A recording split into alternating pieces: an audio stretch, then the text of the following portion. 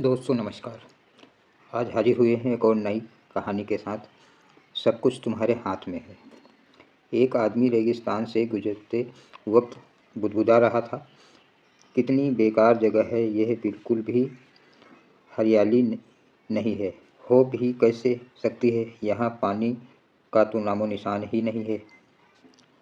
तपती रेत में वो जैसे जैसे आगे बढ़ रहा था, उसका गुस्सा भी बढ़ता जा रहा था।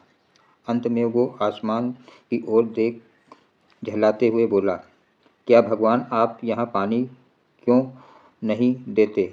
अगर यहाँ पानी होता तो कोई भी यहाँ पेड़ पौधे उगा सकता था, और तब ये जगह भी कितनी खूबसूरत बन जाती है। ऐसा बोलकर वो आसमान की तरफ ही देखता रहा, मानो वो भगवान के उत्तर की प्रतीक्षा कर रहा हो। तभी एक चमत्कार होता है।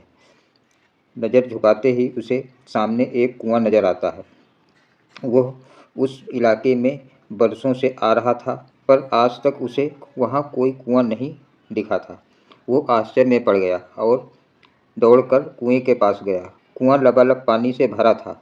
उसने एक बार फिर आसमान की तरफ देखा और पानी के लिए धन्यवाद करने की बजाय बोला, पानी तो ठीक है, लेकिन इसे निकालने के लिए कोई उपाय भी तो होना चाहिए। उसका ऐसा कहना था कि उसे कुएं के बगल में पड़ी रस्सी और बाल्टी दिख गई। एक बार फिर उसे अपनी आंखों पर यकीन नहीं हुआ। वो कुछ घबराहट के साथ आसमान की ओर देखकर बोला, लेकिन मैं ये पानी ढूंढूंगा कैसे? तभी उसे महसूस होता है कि कोई उसके पीछे छू रहा है। पलट कर देखा तो एक ऊंट उसके पीछे खड़ा था।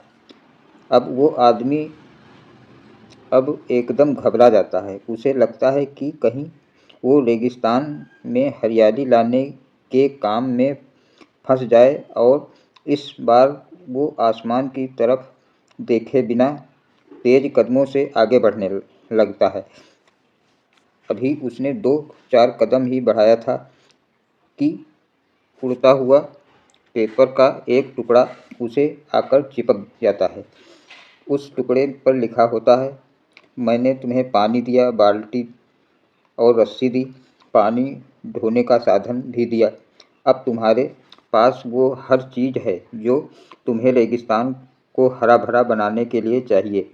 अब सब कुछ तुम्हारे हाथ में है। आदमी एक क्षण के लिए ठहरा, पर अगले ही पल वो आगे बढ़ गया और रेगिस्तान कभी भी हरा भरा नहीं बन पाया।